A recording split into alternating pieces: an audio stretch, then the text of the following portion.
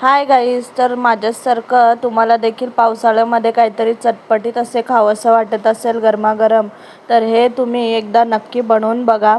हे खरंच सांगते, ही चीज बॉल खरंच खूप टेस्टी होतात. तर त्यासाठी सर्वात आधी मी जिंजर चिली गार्लिक पेस्ट बनवून घेतली आणि बॉईल पटॅटो घेतले होते मी 5-6 यामध्ये, आणि त्यांना ग्रेट करून घेतले होते. त्यानंतर बॉईल केलेले कॉर्न ॲड केले होते.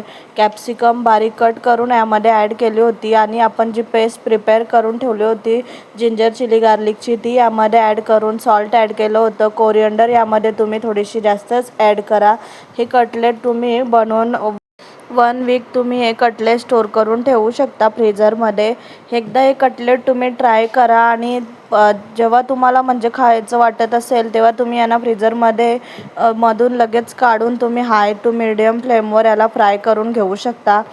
तुम्ही व्हिडिओमध्ये बघू शकता कशा प्रकारे आपण स्टफिंग रेडी केले आहे. त्यानंतर कॉर्नफ्लॉवर आणि मैद्याची स्लरी प्रिपेअर करून घेतली. त्यासाठी मी 1 टेबलस्पून मैदा घेतला होता आणि 2 टेबलस्पून कॉर्नफ्लॉवर घेतलं होतं. त्यामध्ये पाणी ॲड करून कन्सिस्टन्सी ॲडजस्ट करून घेतली होती.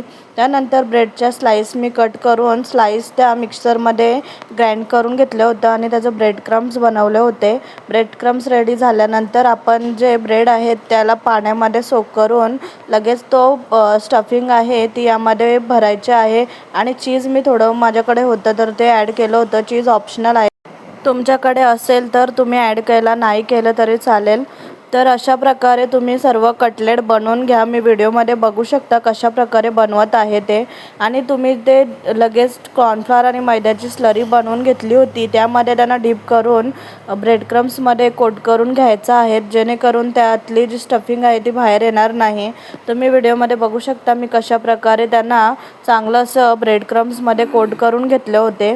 आणि एक मी तुम्हाला ॲज इट इज असं ब्रेड नसेल तुमच्याकडे तरी देखील तुम्ही हे बनवू शकता. जी स्टफिंग आहे ती तुम्हाला हातावर घेऊन त्यामध्ये थोडंसं चीज ॲड केलं होतं मी, आणि त्याचं चांगलं असं मी बॉल प्रिपेअर करून घेतला आणि त्याला डिरेक्टली स्लरीमध्ये डीप करून ब्रेड क्रम्समध्ये कोट करून घेतले होते. हे कटलेट देखील खूपच टेस्टी होतात. असं नाही की ब्रेडच पाहिजे तुम्हाला, ब्रेड क्रम्स असेल तुमच्याकडे, ब्रेड कमी असतील तर तुम्ही ह्या पद्धतीने देखील बनवू शकता.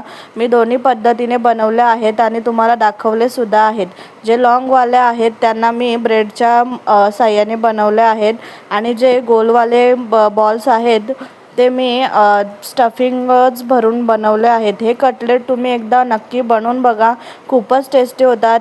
आणि हे कटलेट मी बनवून ठेवतच असते, कारण की कधी पण गेस्ट किंवा फ्रेंड्स येणार असतील घरी तर लगेच मी यांना फ्राय करून देते आणि त्यांना देखील हे खरंच खूप आवडतात, म्हणून मी हे बनवत असते.